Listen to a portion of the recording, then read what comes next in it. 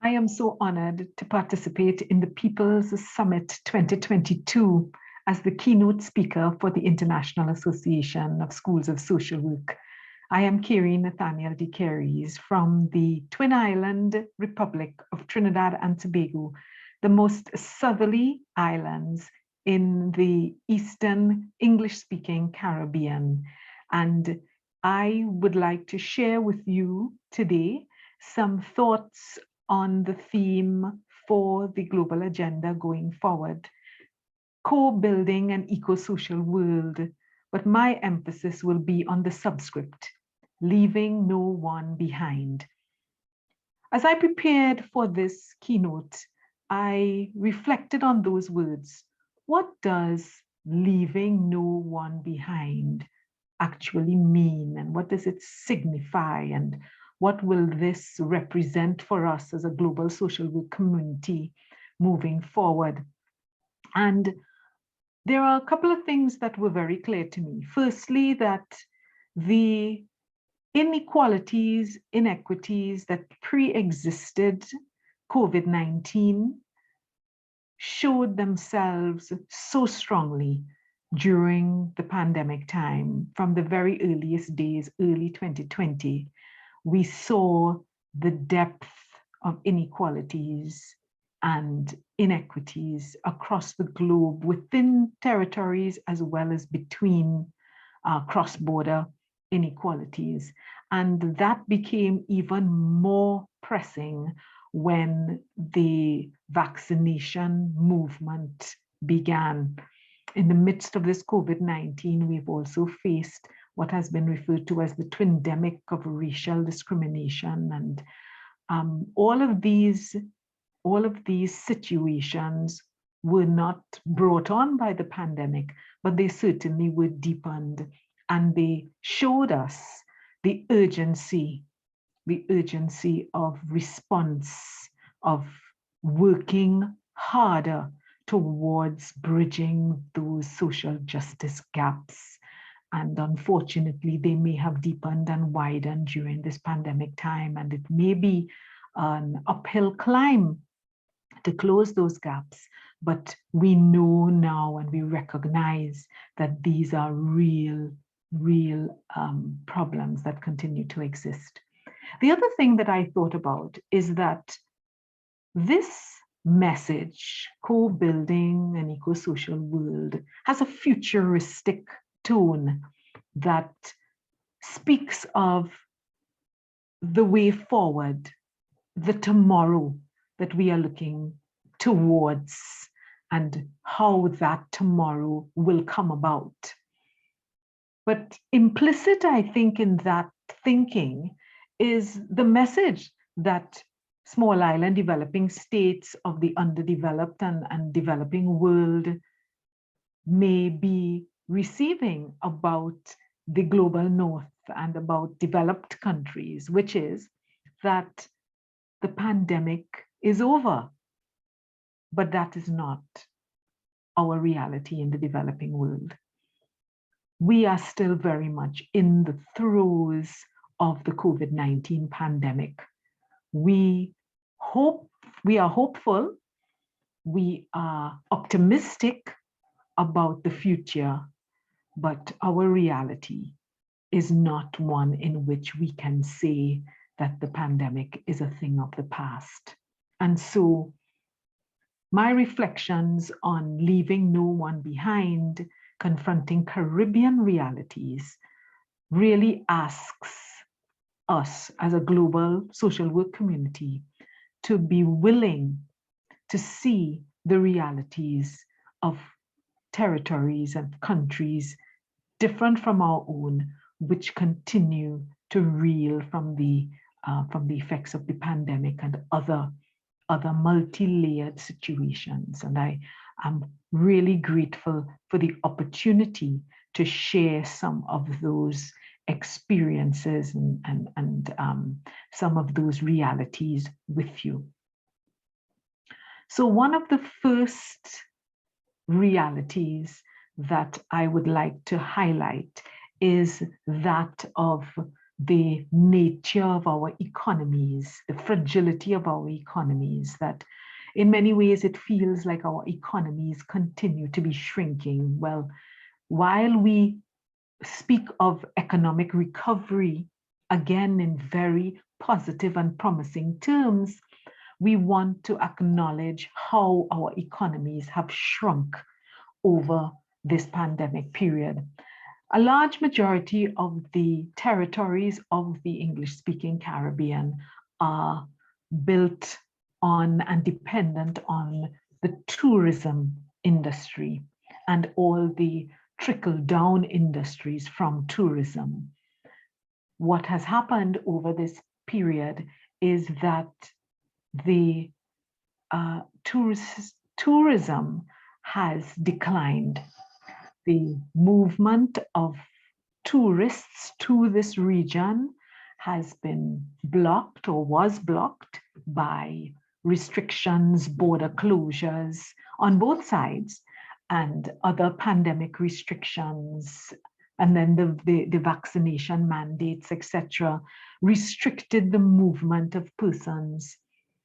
In addition to the economic decline in developed countries, also meant that persons may not have had the income to spend on what was previously a luxury item, a vacation.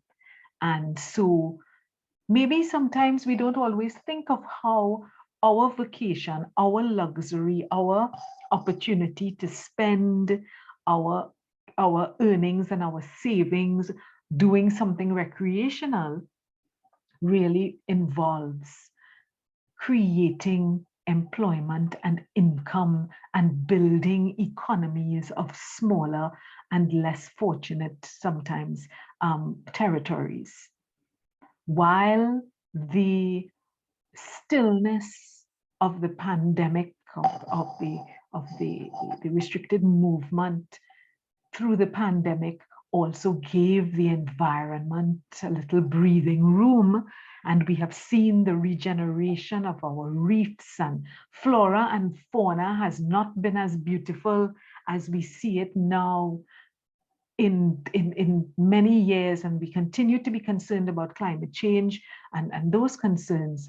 And we've seen that, we celebrate that, we celebrate the regeneration of the environment that has happened during this time, but that too has come with somewhat of a cost to some of these tourist-based industries. In addition to the beauty of sea and sand and eco lodges, etc., we have also had to sacrifice our cultural dollars, our cultural income, because the islands of the Caribbean, with their cultural richness, have also attracted visitors to celebrate the festivals of Carnival and other attractions which have been a part of our seasons over these last several years. The culture of music, for example, jazz and reggae and steel pan in Trinidad and Tobago, the culture of sport, of cricket, for example, and the Caribbean Premier League, which has also attracted visitors, sports fanatic, cricket fanatics from all over the world. And these tournaments and these activities have also had to be still over this time. And who has lost in this stillness that we have been subjected to because of the pandemic? Who has lost? Who are those most deeply affected, and who has been left behind in this economic decline, in this regional economic decline because of the necessities of managing the COVID-19 pandemic? In addition to the impact of the economic decline on the tourist industry, and therefore on the economies and also the cultural industries, and expressions, we also had the impact on food security, supply chain issues, the demands for local produce, but the cost of living and inflation that drove the prices of local produce up, and the limits on for the market for local produce being the local citizens, whereas for the tourist-based industries, the large hotels were big markets for agricultural produce. So there are these trickle-down and knock-on impacts, and the absence of a lot of the movement of imports. We are a large importer. This region is a very large importer of food items, and the inability to do that meant that there were some limits on what was available, and that compromised our quality of food, and added, of course, to the economic challenges that families were experiencing. So when we think about the economies and the shrinking of the economies and the impacts, we think about who are the people most deeply affected. We think about the workers in the tourism industry that have created these great holidays and vacations of a lifetime. And we think about the artists, the performers, the cultural artists. And we think about the farmers, we think about the producers of food, the people who work the docks, the people who stock supermarket owners, etc. It's a large community of people who have been compromised in this through the economic decline. Second to the economy, the impact on the education system, on our quality of education in the region has been significant. The education systems were forced to move from face-to-face to online learning, to remote delivery of learning. And in many ways, many teachers and educators were not prepared for that transition. The material, the curricula was not designed for online delivery. Many persons did not have the skill sets to deliver curriculum content, particularly to 5 and 8 and even 11-year-olds through the online medium. Similarly for secondary as well as tertiary education. Some tertiary education institutions were already in blended mode, but there were some that were still in traditional face-to-face mode.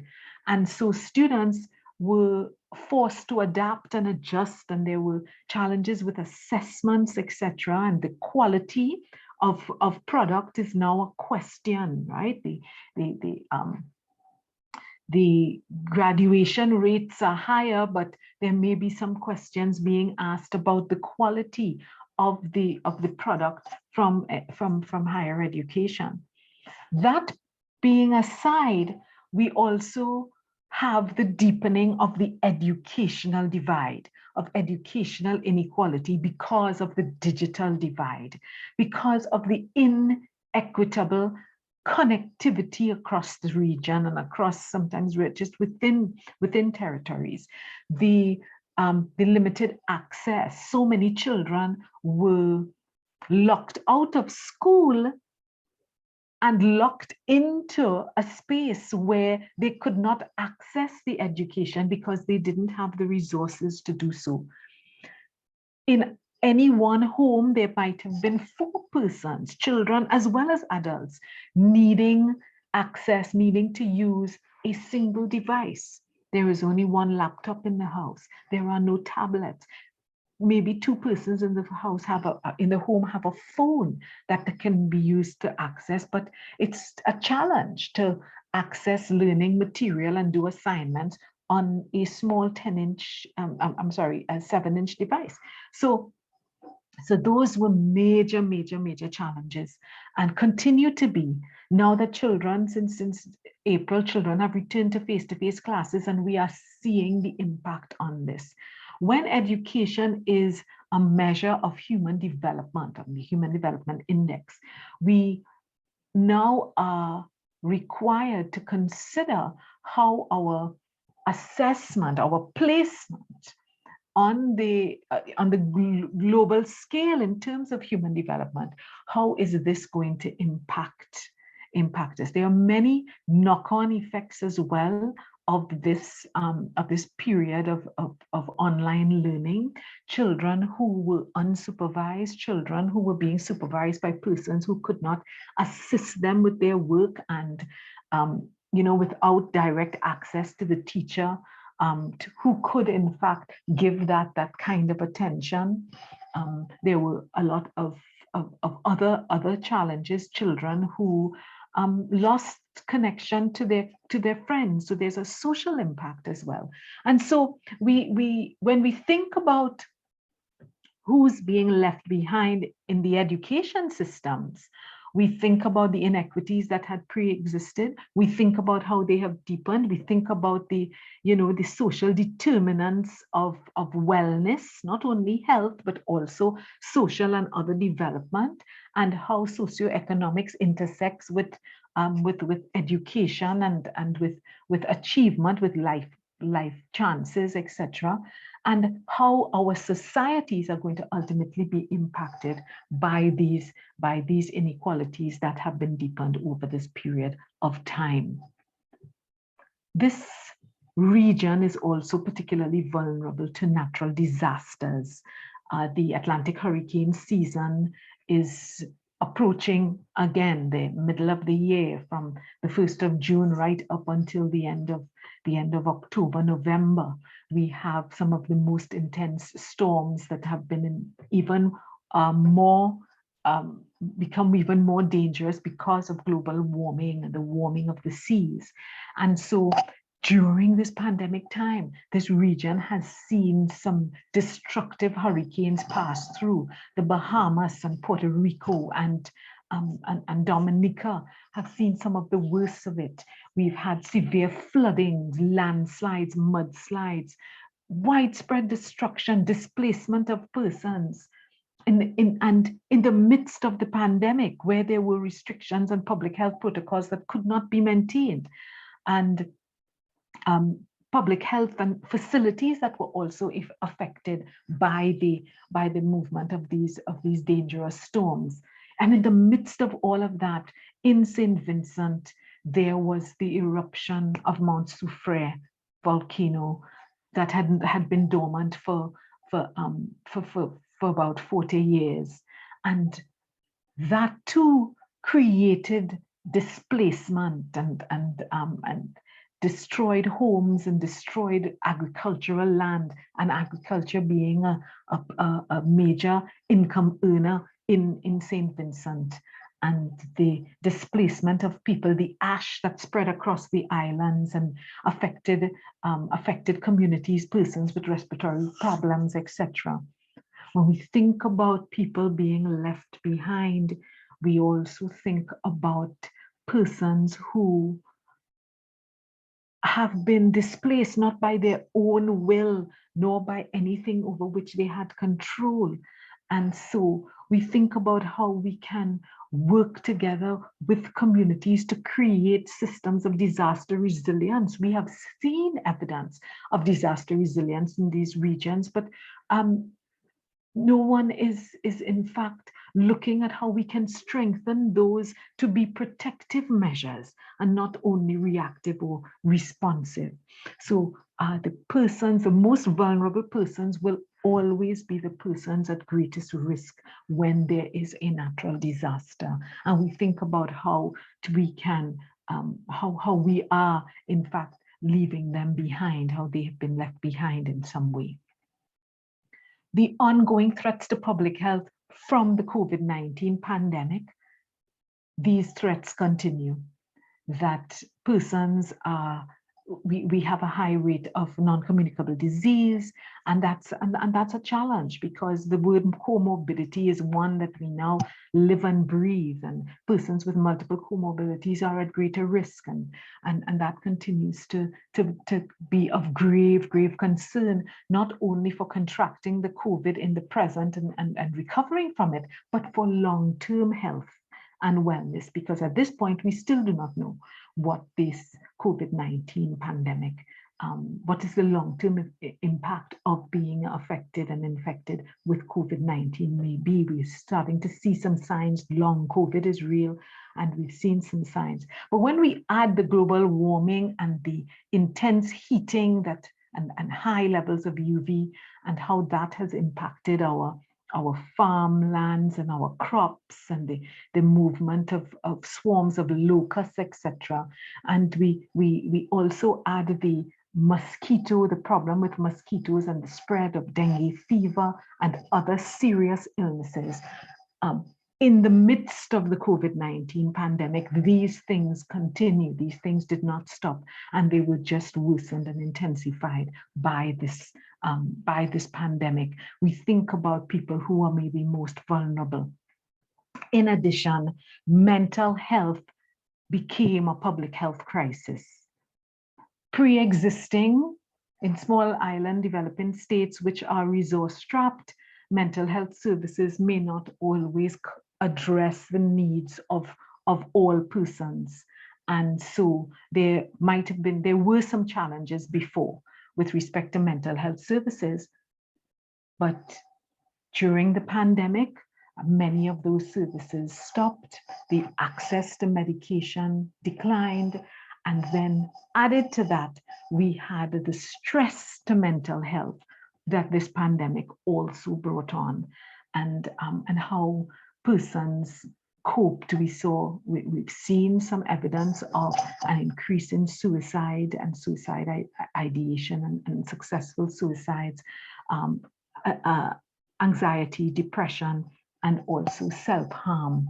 So when we think about persons who may in fact be invisible and left behind, we think about persons who are severely impacted by mental health challenges with very little option for redress and assistance at this time.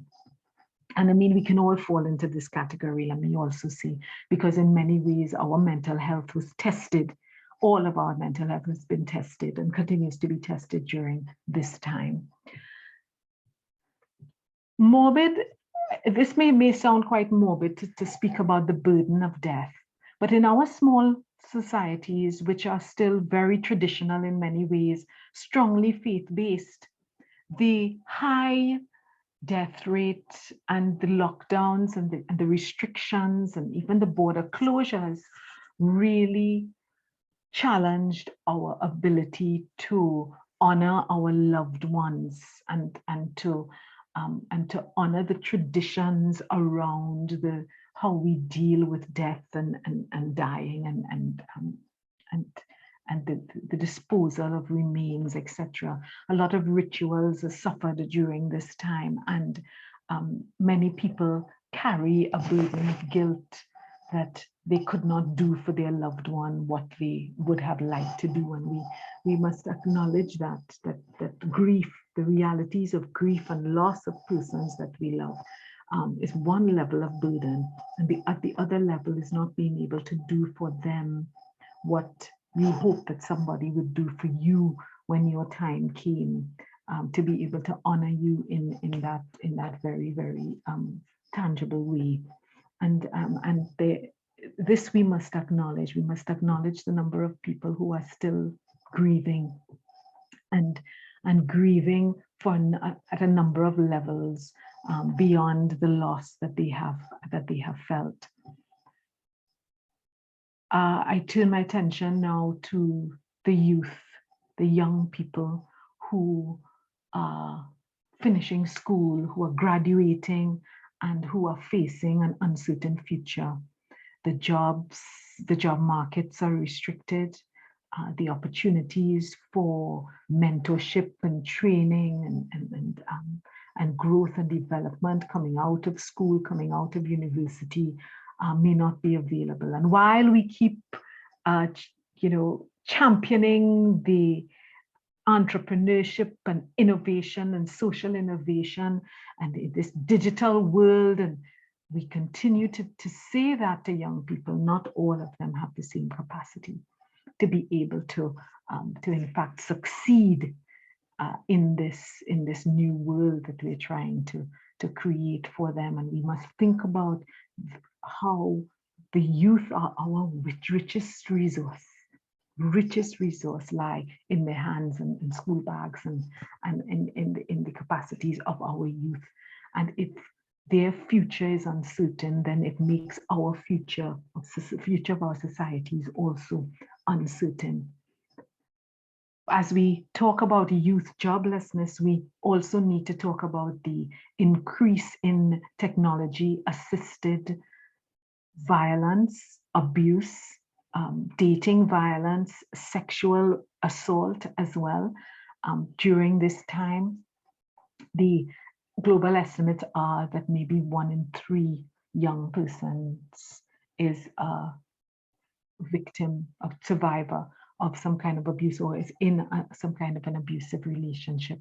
And we as the adults need to listen and need to hear the realities of what being a youth in this online environment and trying to build relationships during this time, what that feels like and what that looks like for our young people. For Caribbean young people, we're seeing an increase in school violence, and there is some suggestion that some of that may be attributable to online bullying that occurred while persons were in online school.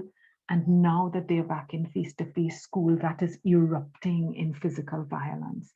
And so we need to pay attention. We need to pay attention to image-based abuse, young people who are seeking connections and relationships with persons who are taking advantage of their innocence, adolescent sexual grooming, etc., and also the what's being called sexploitation, the abuse of the exploitation of persons for sexual images and the trading of images and the trafficking that is associated with that. Many, many complex issues related to our young people. We certainly do not want to leave our young people behind. As I said before, this is our richest resource. Our youth is our richest resource, and we've got to look at the quality of their relationships, the quality of interaction, and how this time has created systems of abuse at different levels. So, as I bring my conversation to a close, I ask the question: how do we leave no one behind? How do we do this? And the first thing that we have to do is to open our eyes, to see, to look at the realities, to be prepared to face the harsh realities that are different from our own. We also have to listen. We have to be willing to hear what people have to say and their contributions and their ideas and their messaging about what is happening in their own lives and in their own communities. And we have to ask the questions. We've got to be curious about other people's realities in order to say that we truly mean that we are going to leave no one behind. We've got to be curious, not just curious for the sake of voyeurism, but curious because we are the helping profession. We are the social justice professionals. We are the ones who say to the world, we are responsible for ensuring that people are able to function effectively in their environments. And to do so requires sometimes a helping hand. It requires us to get in there, to get in and intervene and to help to make things different. And so we've got to be curious and we've got to want to help in order to make that happen. I just want to take 10 seconds for us to just reflect on this simple cartoon.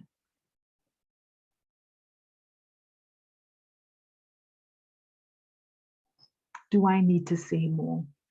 We've heard the words so many times, one size does not fit all. But are we somehow trying to fit societies into a model, policy, program, intervention that says, here, this is what we need to do in order to fix these problems, but not truly understanding the diversity, the nuances of different societies, so that we can ensure that we have considered their needs, their real needs, their realities, in order to help them to work with us to truly co-build this eco-social world. We cannot assume, make assumptions about what people need, and we cannot apply the same principles everywhere to everybody. So there is no such thing as a one-size-fits-all store. And so leaving no one behind requires that kind of adaptation and adjustment. So we're all in this together. That is a mantra that we've continued to say. And this is operationalized in the idea of leaving no one behind. Co-building this world and leaving nobody behind means that we acknowledge that we can hold each other's hands and move forward into the world that we've envisioned for ourselves going forward. I want to thank you for this opportunity and to wish everybody well and to continue to stay safe